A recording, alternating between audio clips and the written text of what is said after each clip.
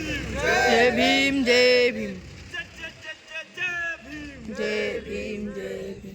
थोड़ा सा मनोज जी मालूम है विषय मतलब बोलना चाह रहे हैं, बात थोड़ी ध्यान से कि हम ये यात्रा किस विषय पे निकाल रहे हैं, हम सब लोग को पता चलना चाहिए।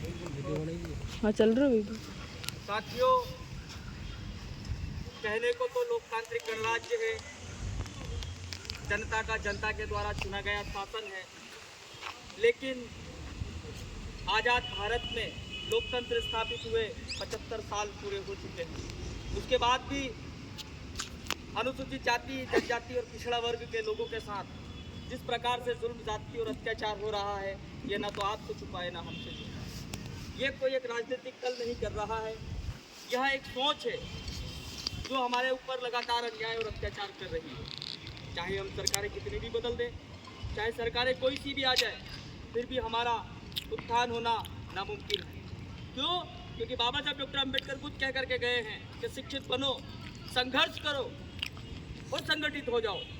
हम शिक्षित भी बने, हम संघर्ष भी कर रहे हैं, लेकिन हम क्या वास्तविक जो उदाहरण बाबा साहब डॉक्टर अम्बेडकर ने दी थी उसके आधार पर संगठित हो पा रहे हैं? अगर नहीं हो पा रहे हैं तो इसको हमें विचार करना होगा, हमें सोचना होगा कि आखिर हम कमियां कहाँ कर रहे हैं। साथियों, आज कई लोग हमारे वर्ग में बुद्धिजीवी पैदा हो चुके हैं। मुझे नहीं लगता वो लोग बुद्धिजीवी हैं। हो सकता है उनकी बुद्धि में जीव पड़ गए हो, इस वजह से उनकी बुद्धि खोखली हो गई हो। क्योंकि ये लोग कहते हैं कि हमें वोट दे करके सत्ता और सरकार में ही बिठा दीजिए। हमने देखा है, सरकारें भी दिलवाई है, लेकिन क्या उस पैरामीटर में, उस ओरा में, जिस ओरा की बात बाबा साहब डॉक्टर अम्बेडकर करते थे, जिस ओरा की बात महामानव मान्यवर कांशीराम साहब करते थे, क्या उस सिद्धांतों पर वो सरकारें चल पाई है? अगर नहीं चल पाई है तो हमें क्या करना होगा? हमें करना होगा हमारे महामानव तथागत गौतम बुद्ध ने जिस प्रकार से कहा था कि अपदीपो भव, अपने दीपक स्वयं बनो। इस उद्देश्य को लेकर अपनी मुक्ति अपने हाथ, चलो हमारे साथ आंदोलन की हम लोगों ने शुरुआत की है। इसका उद्देश्य हमारे मध्य प्रदेश में नेता पैदा करना नहीं, एक कार्यकर्ता पैदा करना रखा गया है, जिसके माध्यम से हम हमारे लोगों को, हम हमारे बच्चों को, जो आने वाली पीढ़ी देश प्रशासन करेगी, उन लोगों को सरकारें कैसे चलाई जाती है, विधायक सांसदों के काम क्या होते हैं, एक एक्टिविज्म के तहत उन्हें प्रॉपर ट्रेनिंग दे करके एक कैडर बनाया जाएगा। जो आप लोगों को पता होगा कि जब कोई कलेक्टर की पढ़ाई पास करता है, जब कोई व्यक्ति अपनी कलेक्टर की पढ़ाई यूपीएससी या एमपीएससी या पीसीएस की पढ़ाई पूरी तैयारी करता है, क्वालिफाई हो जाता है, उसके बाद भी उसको कलेक्ट्रेट के गुण देने के लिए कम से कम 3 महीने की ट्रेनिंग दी जाती है। और 3 महीने की ट्रेनिंग उसको कलम पकड़ने से लेकर डायरी पकड़ने तक, लोगों की समस्याएं सुलझाने तक की सारी जानकारियां दी जाती है। ऐसा हम लोगों ने एक प्रोग्राम बनाया है, जिसके माध्यम से इस यात्रा के समापन के बाद मध्य प्रदेश के 55 जिलों से हम ऐसे लोगों को तैयार करेंगे जो लोग वास्तव में हमारे लोगों की मदद करना चाहते हैं। आप लोगों ने देखा होगा, आज हमारे वर्ग का व्यक्ति सरपंच बन जाता है, लेकिन वो अपने क्षेत्र की, अपने गांव की उन गलियों की गंदगियां साफ नहीं करवा सकता जिस मोहल्ले में वो खुद रहता। आप लोगों ने देखा होगा, नगर पालिका, नगर निगम या किसी भी सेक्टर में आप चले जाइए, हमारे लोग अगर वो पैसे वाले हो गए हैं तो आपकी बस्तियों को छोड़ करके दूसरी बस्तियों में जाकर के कमरा लेकर अपनी जात कर रहने लग जाएगी। क्या हमारी जिम्मेदारी नहीं बनती है कि बाबा साहब डॉक्टर अम्बेडकर ने जिस प्रबुद्ध भारत का सपना देखा था, बाबा साहब डॉक्टर अम्बेडकर ने कहा था कि मेरा एक एक बच्चा इस देश में समानता के साथ जिएगा और उसको भी उतना ही अधिकार है जितना इस देश के एक प्रधानमंत्री को है। क्या कोई सरकारें, क्या कोई संगठन इस प्रकार से काम कर रहे हैं? हाँ, बहुत हद तक हमारे सारे संगठन, मैं उनको बहुत बहुत धन्यवाद करता हूं कि उनकी वजह से बाबा साहब डॉक्टर अम्बेडकर का नाम, महामानव मान्यवर कांशीराम साहब का मिशन आज हमारी गली गली और गांव गांव में पहुंचा है। लेकिन उसकी अंतरात्मा, उस मूवमेंट की अंतरात्मा, उस मिशन की अंतरात्मा अभी तक हमारे लोगों में नहीं पहुंच पाई है, और उसका सीधा सीधा कारण हमने कार्यकर्ता नहीं, हमने नेता तैयार किए। हमारे नेता मंचों से बड़े बड़े भाषण दे सकते हैं, कई लाखों की भीड़ लेकर के किसी एक मामले में एफआईआर करवाने के लिए थाने पहुंच सकते हैं, लेकिन क्या एफआईआर होने के बाद हमारे लोगों को इंसाफ मिलता है? मैं आप लोगों से पूछता हूं, क्या कभी किसी को मिला है? नहीं मिला है तो उसका कारण क्या है? हमारा जो नेता हमने बनाया है वो नेता उसके साथ 1 दिन 2 दिन 4 दिन उसकी मदद कर सकता है, लेकिन इस मूवमेंट का मकसद हमारे लोगों को ये पता करने के लिए कि आपके ऊपर अत्याचार क्यों हो रहा है, आपको इंसाफ कैसे मिलेगा, इसकी जानकारी अगर उस पीड़ित व्यक्ति को होगी तो वो अकेला भी बाबा साहेब अम्बेडकर का बेटा है और सिपाही इस देश के संविधान का है। अगर उसको ये पता चल जाएगा कि संविधान में मेरे क्या क्या अधिकार है तो क्या उसके ऊपर कोई अन्याय और अत्याचार करेगा? अगर नहीं करेगा तो ये काम हमें करना है और उसकी हमने प्राथमिकता दी है।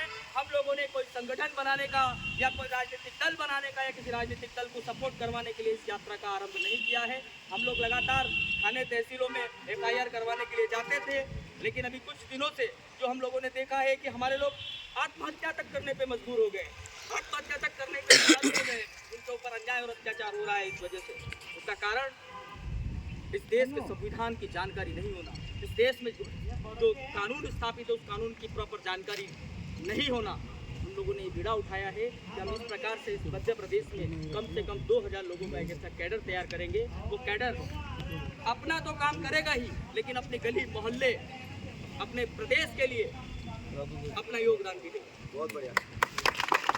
इसमें हम उसको शायद बहुत सारे लोग आप लोग जानते हो, उसको प्रॉपर मीडिया की जानकारी, प्रॉपर तरीके से RTI एक्टिविज्म की जानकारी, प्रॉपर तरीके से हमारे लिए नीति नियम नीति आयोग से जिस प्रकार से नीति बनती है, जिस प्रकार से हमारे फंड आते हैं, उन फंडों को जिस प्रकार से ये सरकारें कमीशन खोरी करके और दूसरी जगह कहीं लगा देती है, उसकी प्रॉपर उनके पास जानकारी होगी और वो हमारे लोगों को, जो हमारा अंतिम पंक्ति में खड़ा हुआ व्यक्ति है जिसको उस योजना का लाभ मिलना चाहिए, उसको वो लाभ दिलवाने का काम करेंगे। अगर ये सरकारें नहीं करती है तो हम बड़े आंदोलन एक व्यवस्थित सुचारू रूप से करेंगे जिसका मकसद कोई राजनीति नहीं होगा। हाँ, उसमें से हो सकता है कुछ लोग निकलेंगे, नेता भी बनेंगे और उसकी ज़रूरत भी है हमें, क्योंकि बाबा साहब अम्बेडकर खुद क्या करके गए हैं कि सत्ता की कुर्सी पर अपना कब्जा करो, लेकिन सत्ता की कुर्सी पे हमारे लोग पहुंच रहे हैं, क्या वो हमारे लिए काम कर रहे हैं?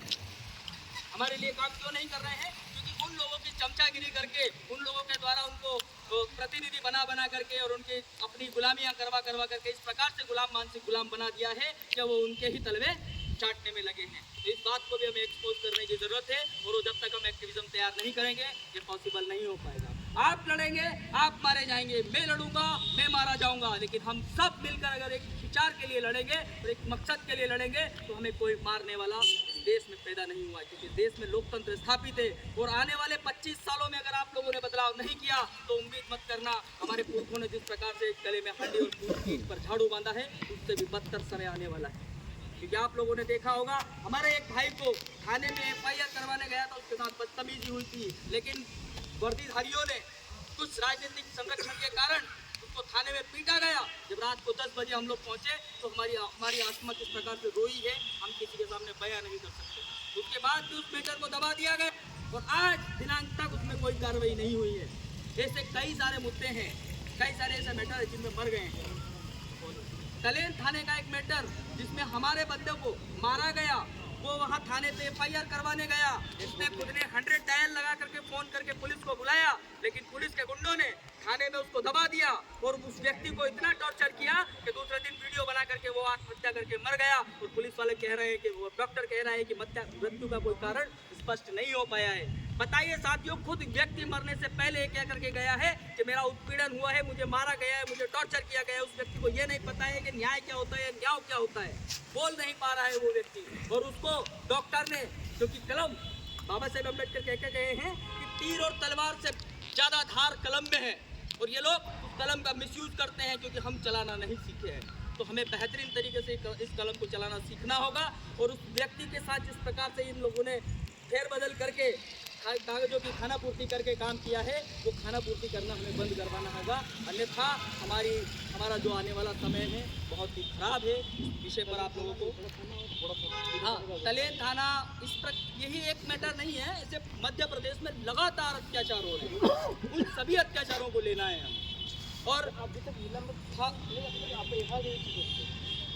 वही मैं कह रहा हूँ कि ऐसे कई सारे मैटर है, उसमें भी कभी एक एक बंदा है, उसका एक्सीडेंट हुआ था, हत्या थी, उसको एक्सीडेंटल करार दे दिया और अभी तक उसमें भी कोई कार्रवाई नहीं हुई है। ऐसे कई सारे मुद्दे हमारे पास में हैं जिसकी हमने पोटली बनाई है और पोटली बना करके हम यहाँ से आगाज़ करते हुए जा रहे हैं कि मुख्यमंत्री मोहन यादव या तो हमारे वहाँ भोपाल पहुँचने से पहले इन सभी मुद्दों पर त्वरित कार्रवाई करें या फिर जितने भी मामले उन्हें कार्यालयों में पेंडिंग पड़े हैं SC के भाइयों के, उन पर तुरंत कार्रवाई करें। अगर नहीं करी तो हम लोग वहाँ से एक बड़ा आगाज़ करेंगे और इसी एक्टिविज्म के तहत हम लोगों ने ये पीड़ा उठाया है।